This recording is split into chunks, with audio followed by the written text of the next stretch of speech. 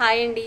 దేవుని గుణగణాలలో దేవుడు పుట్టడు, మరణించడు, కంటికి కనిపించడు అనే విషయాలను ధర్మశాస్త్రాల వెలుగులో తెలుసుకున్నాం కదా. ఇప్పుడు ఆయన గుణగణాలలో మరొకటి ఆయన ఒక్కడు. అంటే ఆయనకు సరి సమానులు గాని భాగస్వాములు గాని ఆయనకు సాటి గాని ఎవరూ లేరు అనే విషయాన్ని ధర్మశాస్త్రాలైన భగవద్గీత, బైబిల్, ఖురాన్ల వెలుగులో తెలుసుకునే ప్రయత్నం చేద్దాం.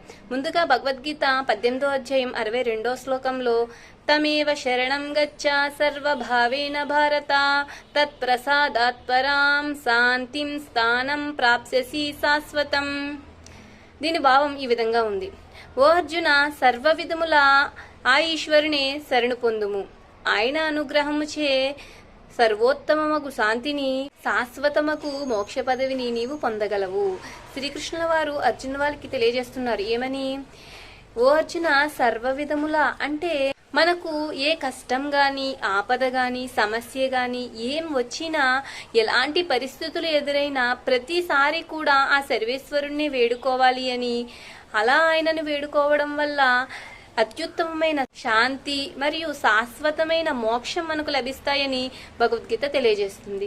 ఇదే విషయాన్ని బైబిల్ గ్రంథం మార్కు సువార్త 12వ అధ్యాయం 29వ వాక్యంలో, అందుకు యేసు ప్రధానమైనది ఏదనగా, ఓ ఇశ్రాయేలు వినుము, మన దేవుడైన ప్రభువు అద్వితీయ ప్రభువు.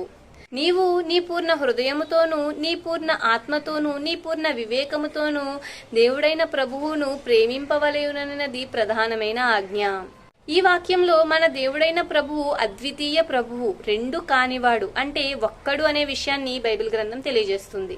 ఇదే విషయాన్ని చిట్ట చివరి దైవ గ్రంథమైన ఖురాన్ 2వ సూర అల్ బకరా 163వ ఆయతులో, మీ దేవుడు ఒక్కడే, ఆ కరుణామయుడు, ఆ కృపాకరుడు తప్ప మరొక దేవుడు లేడు అని ఖురాన్ కూడా చాలా స్పష్టంగా తెలియజేస్తుంది. మన ధర్మశాస్త్రాలైన భగవద్గీత, బైబిల్, ఖురాన్ గ్రంథాలలో సమస్తాన్ని సృష్టించి పాలించే సృష్టికర్త, మనందరి జనన మరణాలకు కారకుడు అయిన దేవుడు ఒక్కడే అనే విషయాన్ని చాలా స్పష్టంగా తెలియజేస్తున్నాయి. మరి ఆ సృష్టికర్త ఈ సృష్టిలో ఉన్నాడా, లేక ఈ సృష్టికి అతీతంగా ఉన్నాడా అనే విషయాన్ని తర్వాత వీడియోలో తెలుసుకుందాం. Thank you. జై హింద్.